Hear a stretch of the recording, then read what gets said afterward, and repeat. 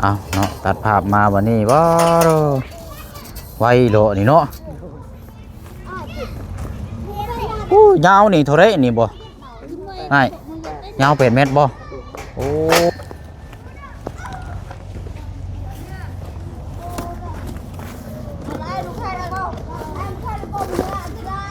เอาแห้งพี่น้องบ่ได้มาครับเอาแห้งเวียก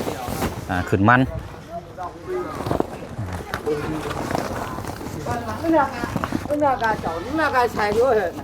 อึดใส่ขาหนึ่งมาพี่เด้อเพราะว่ามันกล้าลมแห้งกับเฮาสังเกตเบิ่งนะเจ้าหาเอาลักมาพังตัวสุดท้ายพุ่นกระดาษเด้อพังตอกลงเลยกับจังมัดอีกทีนึงแต่ว่ามันล้มบ่นั่นก็เอาตัวนี้ได้มันบ่ล้มนะเบิ่งนี่มันมีเฮือนบังเลยนะอันนี้ FC เพิ่นอยู่ฝรั่งเศสเนาะอยู่ฝรั่งเศสแหละเพิ่นได้ฝากเงินมาสมทบเฮ็ดห้องน้ำอีกโดย5 ล้านกีบโดยดีใจเอา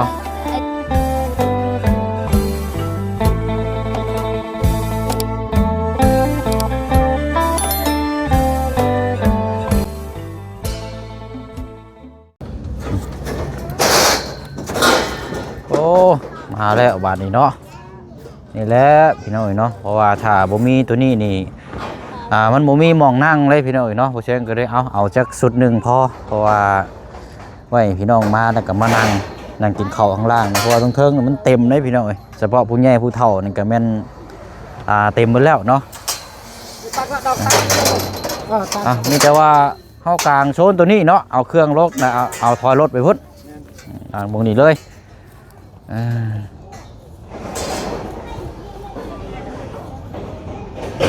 เอาอะไรพี่น้องเนาะติดตามเบิ่งน้ำกันเนาะกราบทักทายสบายดีและสวัสดีพ่อแม่พี่น้องเบิดสุขุสุคนได้พี่น้องเด้อเนาะสบายดีพี่น้องใกล้แล้วพี่น้องเนาะใกล้ยามค่ำยามแรง5 โมงปลายแล้วในตอนนี้กับพี่น้องเนาะมีแต่ว่าเฮาเบิ่งเวียกตัวนี้แล้วไปพี่น้องเนาะเบิ่งน้ำกันประกอบกลางเต็นท์ไว้มื้ออื่นก็สิได้พี่น้องมาก็แม่นว่าสิได้นั่งได้ส้นได้เซาเลยเนาะเอาเดี๋ยวช่วงครึ่งกลางคลิปเนาะทางหมู่เชียงก็มีข่าวดีมาแจ้งทางเชียงแล้วก็ทางน้องฮังเพิ่มอีกเนาะพี่น้องเนาะเอาเดี๋ยวรุ่นส้มน้ำกันเนาะเมื่อเช้านี้ก็มอบเครื่องคองให้ก็บอกว่าคร่าวๆว่าสิมีแนนเดี๋ยวคลิปนี้มีคำตอบเนาะพี่น้องเนาะเดี๋ยวแจ้งพี่แจ้งน้องน้ำกันเลยเนาะเอาเดี๋ยวเบิ่งน้ำกันเนาะมาพอมาหนาววะขั้นหนาวนะมาจับตัวนี้ให้ลูกเคยบอกได้เนาะ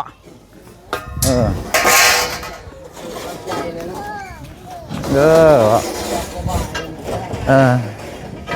นาะพ่อถึงแล้วก็ทางอันนี้บ่เจืองทางอ้ายน้องเจ้าคือบ่เห็นมานำกันจะคนจะบ่ได้บอกบ่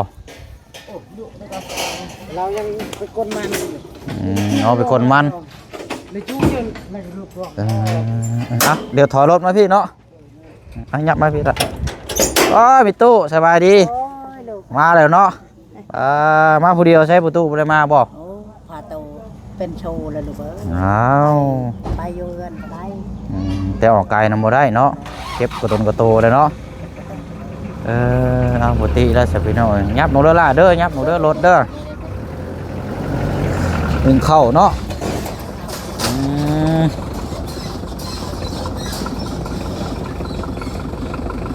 มาบนเลยลืมแม่ตูไม่ได้ลืมลูกเอ้ยทางว่าบุญเข้ามานี่บ่เนาะโอ้มุนมาแล้วกูชนรถมันหักรถบอยชีนอกก็บอกมื้อนั้นการรถยังมาช่างมันนะพี่น้อยกันว่าเราออกงานหนึ่งกับชีวิตอยู่ดอกเราบัดบัวออกต่ำแล้วมันใส่คือคางเฮือนนั่นแหละผิดบ่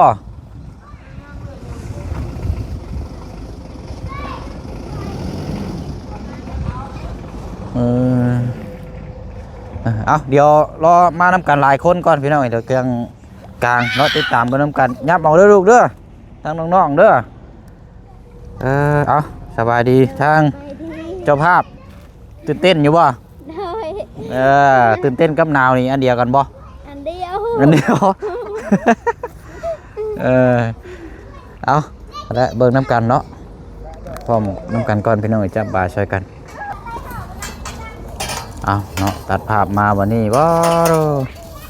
ไวโลนี่เนาะยาวนี่เท่าไรนี่บ่ง่ายยาว8 เมตรบ่โอ้ของละซี่เนาะคักๆไปหน่อยเอาเบิ่งเด้อเนาะบัดนี้เฮาจับนี่ต้อง6 คนพอได้นี่เนาะ6 คน6 ขาได้เนาะเอาตู้ถังแล้วก็ยิ่งเหี่ยวเสียตู้นั้นก็ยิ่งเหี่ยวกินแล้วเอาไปหนักอะไรเยอะเดี๋ยวนั่งอย่างเตะจับchưa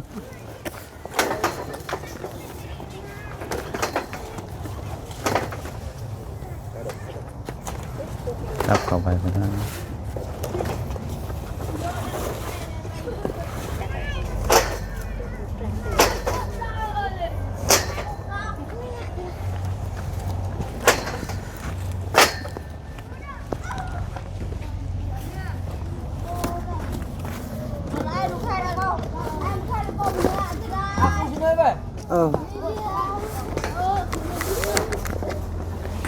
Nửa chặt bạ cứ tớt lặn ăn đây tớt mà lặn tớt nha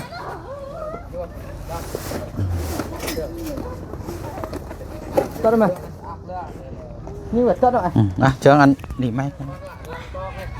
này đưa này mới lăn mong rồi giờ mong đấy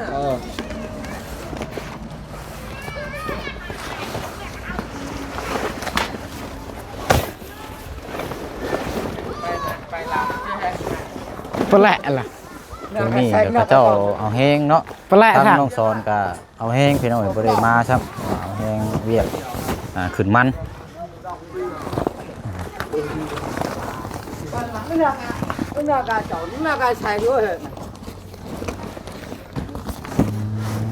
และพอได้นั่ง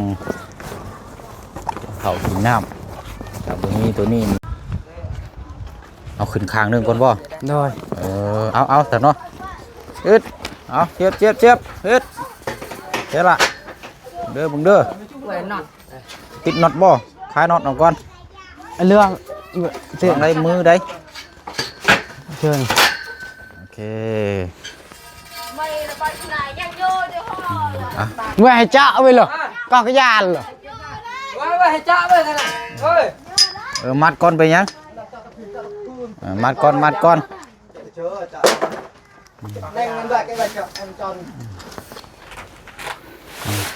เนาะได้จังยุกขึ้นนี่เชือกนี่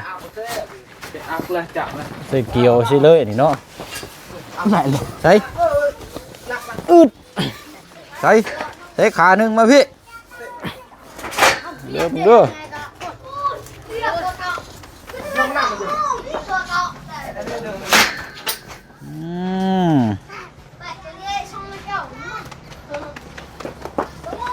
โบสูงโบเกินเนาะพอดีเต็นสูงลายกันสำหรับคนเตี้ยเนี่ยนี่ยากแล้ว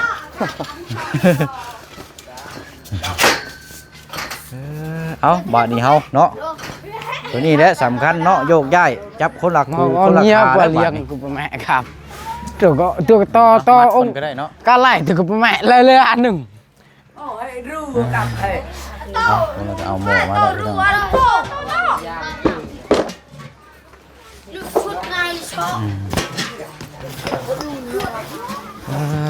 เนาะหมูมา2 หน่วย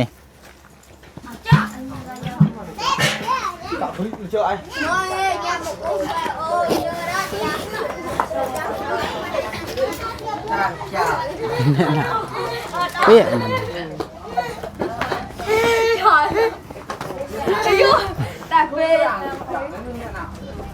cho cô luôn cho cô luôn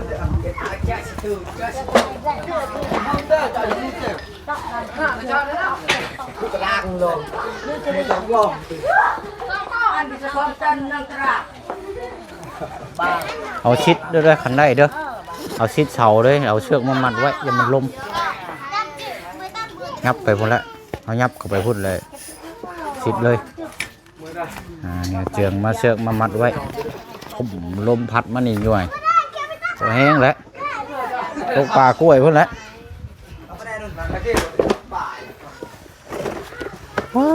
เนาะใส่ยังบ่พอช่วยว่าเข้านะโอ้เด้ได้เด้ได้แล้วฮะเอาเลยรถฮะได้แต่บ่จักเนาะเบิ่งเอาเต็มที่เฮาเด้อโอ้ยเมื่อยแน่จักหน่อยได้เนาะ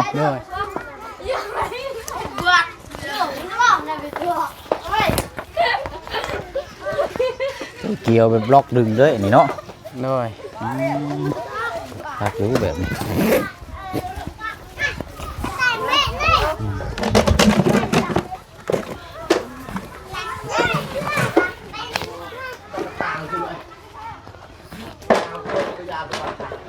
ลืมถามแล้วเลยอันเท่าไรเกาะเช่าเต็นนี่เตือนเจ้าเช่าเต็นนี่เท่าไรเกาะชักแหละยังไม่ได้ถาม เท่าไรเกาะไอ้เขาลืมถามมันเช่าเต็นนี่เท่าไร400,000บ่เอาแล้วเวียกเท่าไรจังว่ากันเนาะ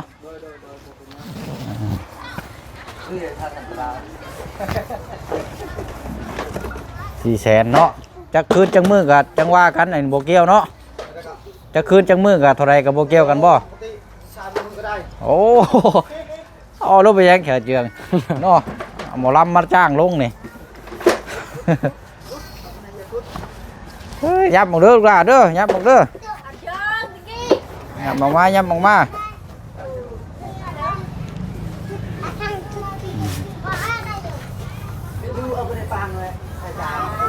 ไปบ้านนี้เนาะได้แล้วเอาโจมขานั่นแล้วยับเข้าไปพุ่นให้ชุดเลยเอาให้อยากได้เสามัดกับตัวนี้แน่นะเขาจะมันล้มเพราะว่าลมแห้งนะพายุเข้ามาเลย แนวหนึ่งกลางกันกี่ละ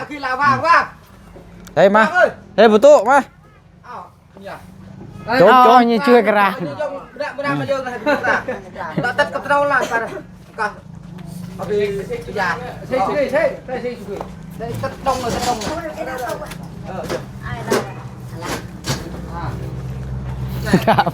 ได้บ่วิกไปรถได้บ่ เลือกไว้เลือกไปกระโดดสิ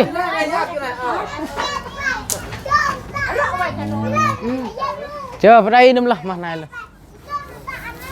ไปนึมเนี่ยจะอังกันไหน เบิ่งอยู่หาให้ยันว่าอยากให้มันตรงเสาอ่ะแต่ว่ามันบ่ตรงแล้วเนาะอยากให้มันตรงเสาเพราะได้มัดใส่นะ จับนึมแปะนึมละแปะนึมเปี้ยนึมมัน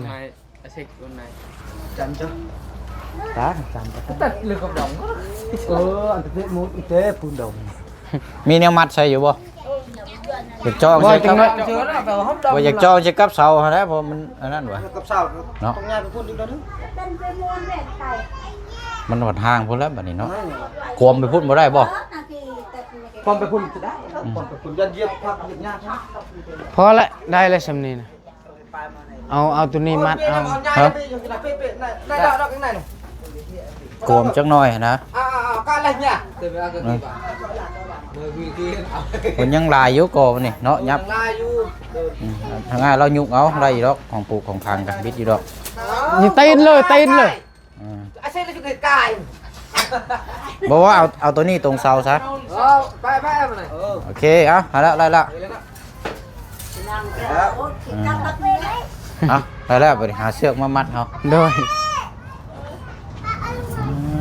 เอาขอบใจได้แล้วเนาะเดี๋ยวให้ทั้งน้องเพิ่นจัดแจงเองง่ายบัดนี้ได้แล้วอะไรตั้งบ่เดี๋ยวให้จัดเบิ่มเดี๋ยวเพิ่นจัดเองก็ได้ดอกด้วย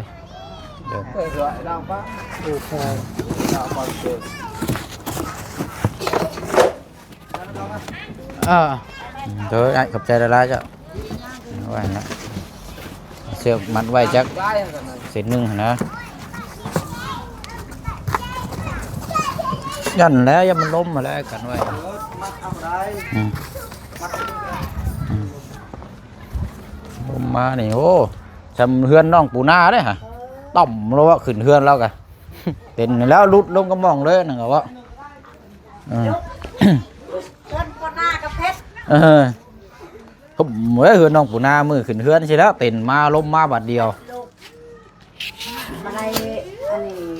แล้วที่แทนบ้านนาลาเนี่ยมาเก็บเดือนแก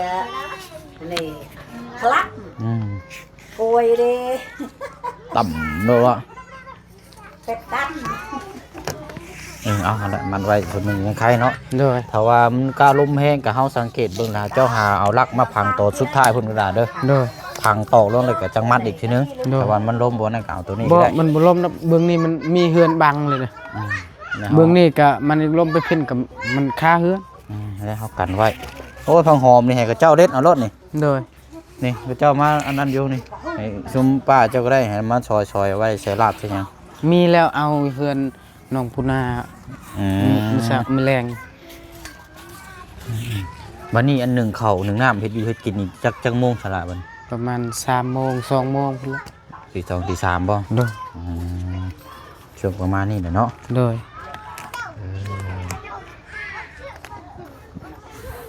แน่นนะบ่ แน่น โอเคครับนี่แหละวันนี้ก็อันเก้าอี้เฮาก็เช็คครบเบิดแล้วบ่ โดย มันบ่ได้ฮักบ่ได้เพบ่ บ่ ยันว่า หาก็เขาชื่อใหม่ดิทุก ยันว่ามันแตกมันฮักมันเพแล้วเพิ่นเอามาสอนมานำกันแล้วเพิ่นว่าเฮาเฮ็ดแตกแล้วเฮาหัวโทษเด้เบิ่งนำได้ ตั้งก่อนแหละ ตั้งรถจักอันจักใดเนาะขอให้เขามานั่ง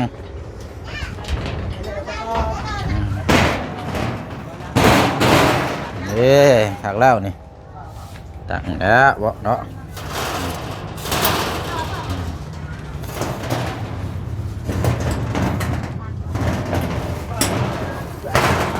เพราะตั้งไว้จักอันสองอันก็ได้เพิ่นเธอล้มอย่างมาได้เอาอิงไว้เสาก่อนก็ได้แต่ก็เจ้าเอามาอิงไว้เสา นึงไปลำแปะเลยเนาะ เอาอิงไว้เสานี่ก็ได้ไหมยันว่ามันเดี๋ยวเด็กน้อยมาเล่นมาอย่างนี้มันล่มทับมันอย่างหน้าอิงไว้นี่ก่อนก็ได้ แต่ดานเขียนจะเอา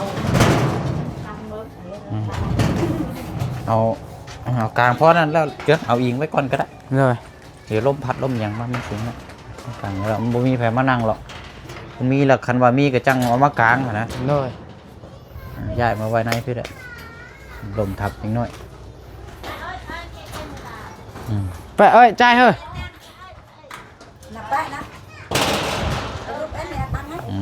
รูปอัน เราก็อยากซอยไปหน่อยเนาะ ใช้เอาเก้าอี้เฮาบัดนี้มานั่งนี่ก่อนก็ได้ เลย จักสองอันใช้น้องห้างไปใช้ไปเอาบ่ ลายชะไม้ไอ้มันเตียง ไปเอาเครื่องบ่ ไอ้มันเตียงไอ้เตียง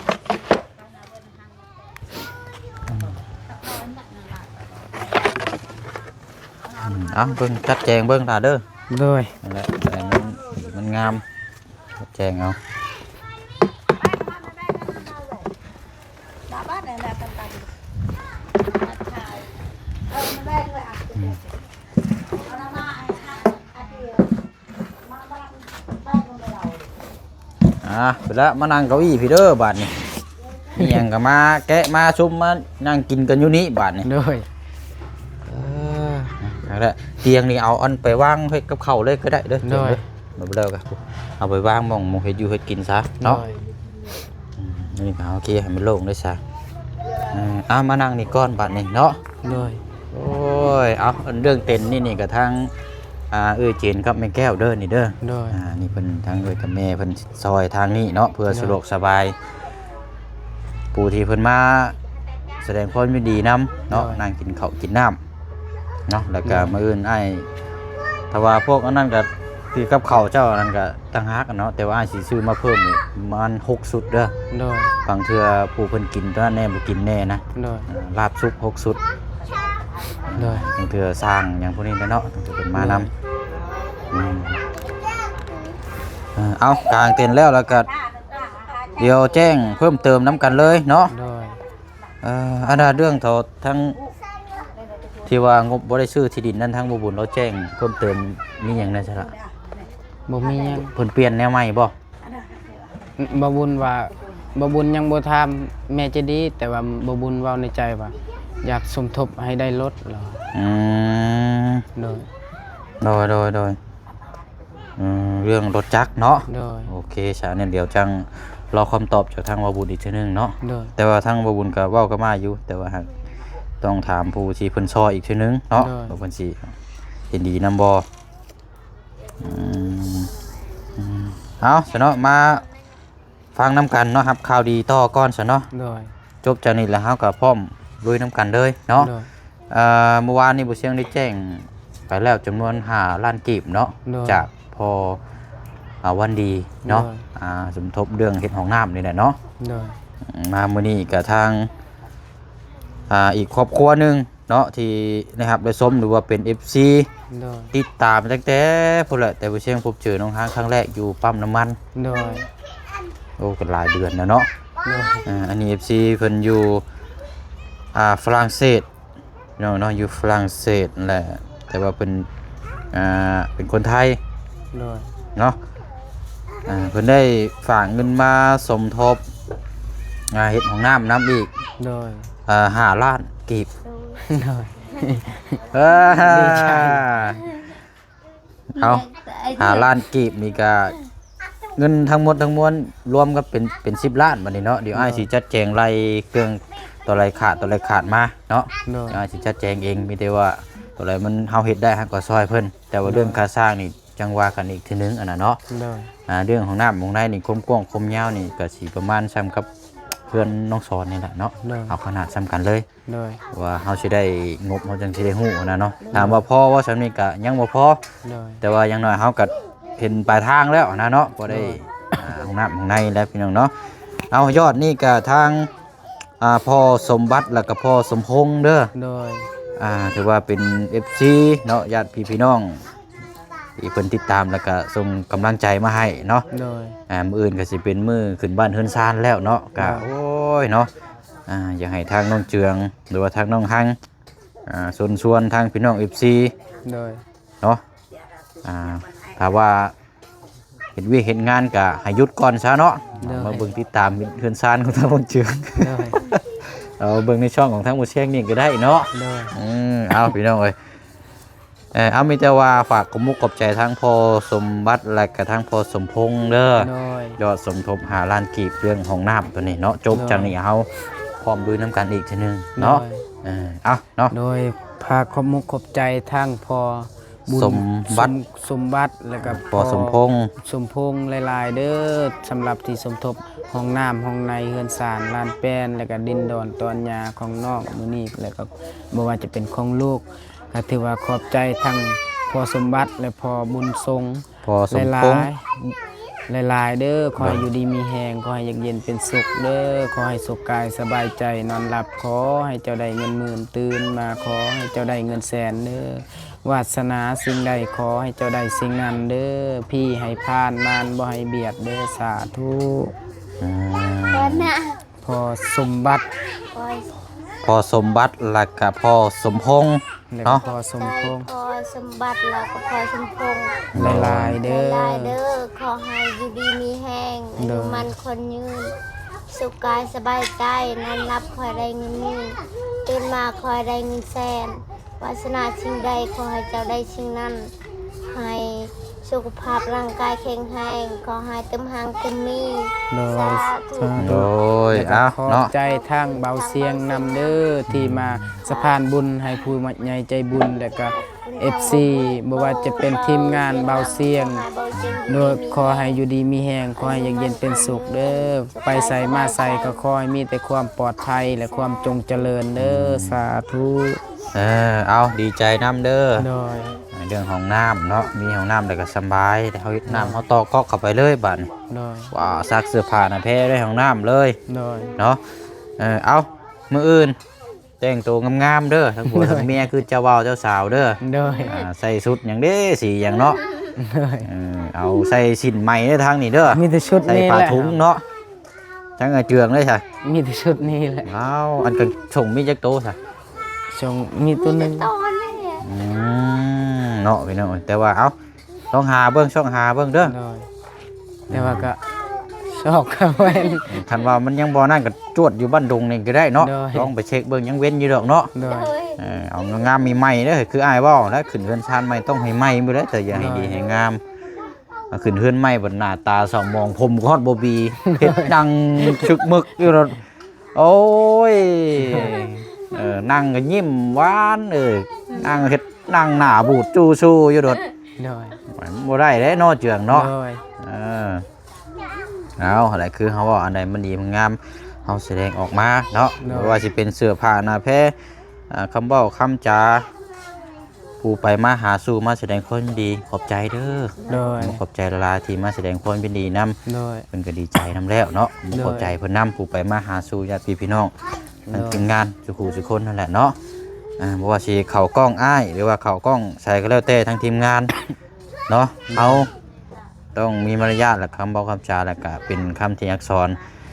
แสดงผู้เห็นผู้ผลให้กับที่ผลสดซอย โดย เนาะอะไรเด้อ ได้ เอาตั้งมุกตั้งใจได้มื้ออื่นเนาะ โดย ใส่สุดงามๆใส่เสื้อสินใหม่เด้อ โดย เอาได้ครับข่าวดีแล้วกันคนละบืนจังว่ากันบัดนี้เด้อ ได้ เอาอยู่ดีไม่แห้งสบายดี สบายดี โอเคเอาละจัดแจงเบิ่งเองเด้อสมเจ้าเด้อ ได้ ลุงป้านะลุงเนาะไปเอาละพี่น้องเนาะเดี๋ยวมอบหน้าที่นี่ให้ทั้งน้องๆเพิ่นจัดแจงเองเลยบัดนี้เนาะมื้ออื่นเนาะเฮาจังมาเบิ่งมาชมมาติดตามเบิ่งนํกันเอาไว้ดอกเนาะค่อยคำคืนนี้ก็ทั้งนี่เพิ่นก็สิพากันนอนอยู่นี่ได้พี่น้องเนาะประมาณตี 3ตี 4ก็สิได้สดซอยกัน1ข้าว1น้ำเนาะพี่น้องเนาะ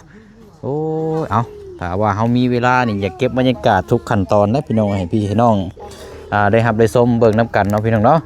แต่ว่าก็บรรยากาศมันหนาวพี่น้องมันสะแงดแห้งมันก็บ่ไหวแล้วพี่น้องเนาะเดี๋ยวเป็นหวัดเป็นไอเป็นไข้เนาะเอาก็ประมาณนี้แหละพี่น้องเนาะมื้ออื่นติดตามรับชมเบิ่งนํกันเด้อพี่น้องเด้อเนาะมื้อดีมื้องามแต่ว่าเฮือนหลังนี้เนาะเริ่มต้นด้วยเลข9เพราะว่ามือปุ๊กนี่ก็9มือขึ้นก็9วันนี้พี่น้องเนาะเอาต้อง9เลยเฮือนเลขนี่พี่น้องเนาะคันสิเว้าก็9หน้า9หลังเลยเอาเนาะมีแต่ว่าจัดแจงแล้วแล้วก็พร้อมแจ้งข่าวดียอดสมทบสร้างเรื่องของน้ำเลยพี่น้องเด้อเนาะจบจังขึ้นบ้านในศาลแล้วแล้วก็ฝากมาพี่น้องเนาะก็ยังให้ติดตามเบิ่งนำกันอีกได้พี่น้องเนาะเรื่องของน้ำของในเนาะหม่องใดมันเหมาะมันสมหม่องใดมันบ่โอเคที่ชมได้เนาะพี่น้องเนาะเฮาก็สิได้จัดแจงพูดคุยนำกันว่าลงมุมใดเจใดเนาะพี่น้องเนาะเนื้อที่เนื้อทางขึ้นศาลล้านแปดเราก็สิประมาณนี้แหละพี่น้องเนาะเดี๋ยวเบิ่งนำกันอีกทีนึงเนาะพี่น้องเนาะขอบมกขอบใจขอบุญขอบคุณทางพ่อสมบัติแล้วก็ทางพ่อสมพงษ์เด้อเนาะจาก FT อยู่ฝรั่งเศสเนาะที่ติดตามรับชมตั้งแต่ต้นจนจบจนถึงปัจจุบันในตอนนี้เนาะขอบมกขอบใจละลายเนาะพร้อมครอบครัวเนาะที่มีสมทบสร้างห้องน้ำในครั้งนี้เนาะขอให้อยู่ดีมีแห้งให้ร่ำให้ด้วยเด้อเนาะสุขกายสบายใจความเจ็บอย่าได้ความไข่ยาสูมีเนาะคิดหยังทำหยังก็ขอให้ประสบความสำเร็จเนาะเพราะว่าสิเป็นเวกหน้าที่การงาน